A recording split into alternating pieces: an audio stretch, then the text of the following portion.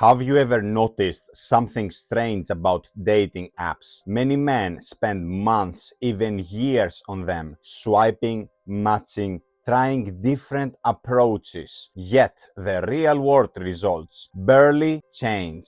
Let me explain something most people never stop to question. What if this isn't random at all? What if the system is actually designed in a very specific way? Tinder is a business, not a dating service. Most men assume Tinder is a dating platform, but structurally it operates like a revenue-driven attention system. Let me explain. Tinder is owned by Match Group, a company that generates billions of dollars annually from subscriptions, boosts, and premium features. Now, here is the key question. If users found long-term relationships quickly and left, what happens to revenue? It drops because the business model depends on ongoing engagement, not short-term success. The most profitable user is the one who never fully leaves. And here is a strong user imbalance data. Let's look at one of the most important structural realities. Multiple industry estimates suggest that Tinder's user base is roughly 70 to 75% male, depending on region. Let me explain what that actually means. Imagine a room with 100 people, around 70 to 75 are men. Only 25 to 30 of these people are women. Immediately, competition is created at scale, not because anyone is doing something wrong, but because attention is simply not evenly distributed.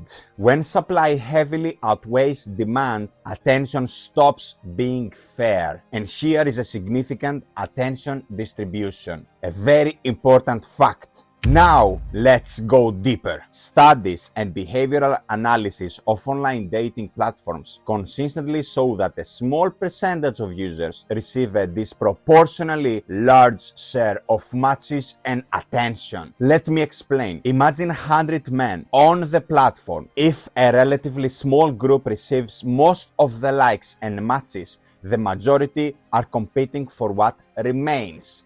That creates a system where visibility is concentrated at the top. It's not a level playing field, it's a concentration of attention at the top. And here is a behavioral difference between men and women. Research in online dating behavior consistently shows a pattern. Men tend to swipe right significantly more often than women. Women, on average, tend to be more selective as they naturally have been created. Let me explain why that matters. When one side increases selectively and the other increases in volume, the imbalance grows even further. That leads to more competition on one side and more filtering on the other. One side filters, the other side competes. That's a huge imbalance between men and women. The psychological loop. Now here is where the system becomes interesting. Tinder is built around behavioral reinforcement loops. Let me explain. A match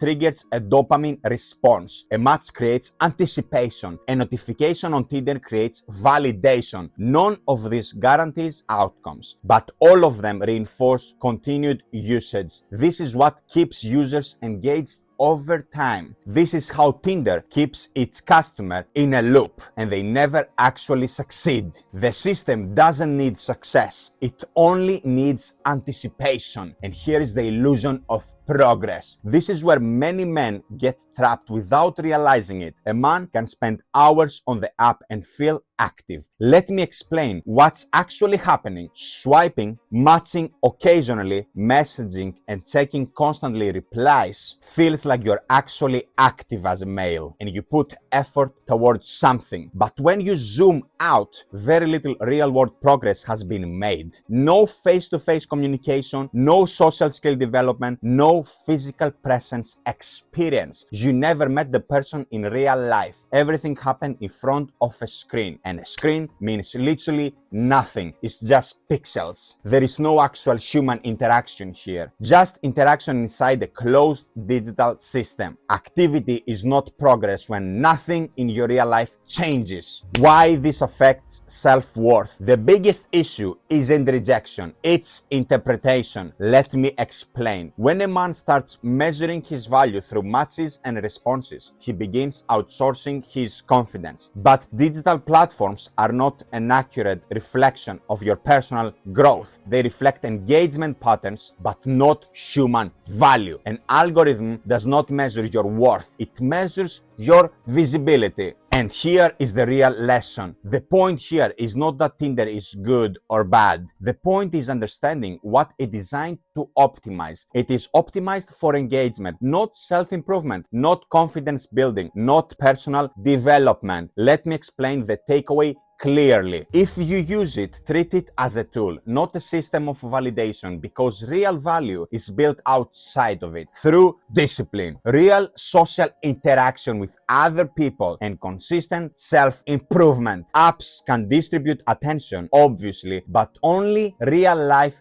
builds value for a man. Anything that happens digitally means actually nothing. It's just pixels, it's just text, it's just a few pictures that no one cares about. Real life is the most important part for a man. Challenging himself to become a better man, to improve in life, to learn more skills and become smarter every single day, because that's how a man becomes more attractive towards other women. So when people say Tinder is unfair, they are often reacting emotionally to a system they never understood structurally. But once you understand the data, the imbalance, the incentives, and the psychology, you stop relying on it for identity. Use it if you want, use it as a tool, but don't confuse it with reality, because in the end, real confidence is not matched online. It is built in real life challenges, and becoming a better man is coming only through grinding with situations that you never liked. That's how you improve and you become a stronger and smarter man